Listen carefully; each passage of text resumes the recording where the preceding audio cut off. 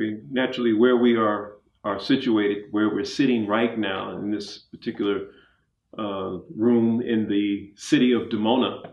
Dimona is located in southern Judea, and Judea is pretty much right in the center of what was called in our old geological historical classes. It was the middle of the Fertile Crescent, and the Fertile Crescent was, of course, where great civilizations sprang up.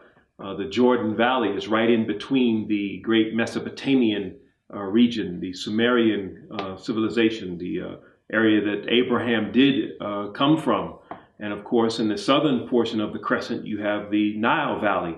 And so we are right situated in the middle of that particular fertile crescent that history gives credit to as being the seat and the bed of early civilizations. And so this is, even though it's called the Middle East, that is another era of time in which such a term was even coined. And of course, we're talking about the British.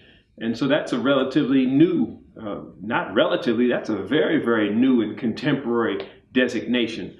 But we're in Northeast Africa. We are in the northeastern corner of the land that in our times has been called Africa. But again, going back to the Hebraic context for us, this is Eden. This is the garden that was eastward in Eden. And the boundaries of that garden were defined by 4 rivers. Well, what are those 4 rivers? The first and the second were the Blue and the White Niles. The third and the fourth were the Tigris and the Euphrates. Now, our friends at National Geographic, they would have us believe that the first 2 rivers are in the Persian Gulf and are submerged now. In the National Geographic, they should be ashamed of themselves because they know better.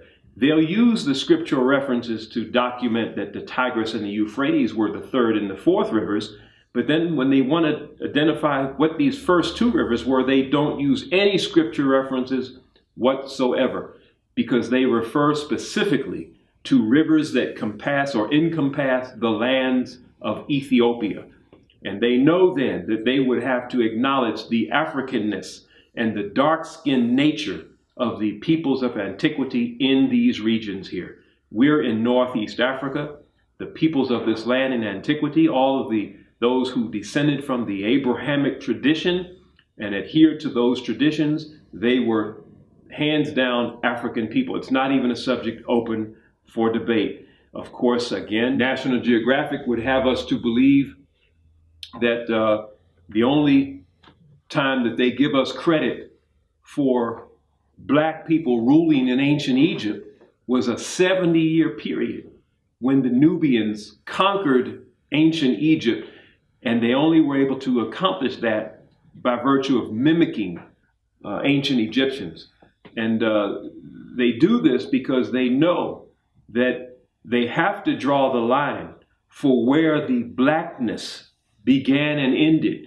And if they give up ancient Egypt, they'll give up the Nubians, they can't deny that, but they will fight tooth and nail to give up ancient Kemet, because if they give that up, they know they also have to give up ancient Israel, ancient Acadia, ancient Sumeria, and all the other civilizations that are in this region. They would also have to give those up too. And of course, that's a little difficult for them to do.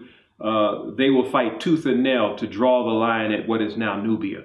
And so it's all part of a conspiratorial effort to keep the African world in darkness. And the funny thing about it is that when we come and challenge them, they have to back off of it. But they're always testing to see, do they know? How much do they know? They already know all of what we're talking about. It's not even something new for them. They have it all locked away in the British Museum and in the, what's the place in Paris? This is how they do it. The Louvre and so forth. All that history is there. So we're in Northeast Africa. We're in the heart of African civilization. Quiet as it's kept, all of the early humanity look like African people.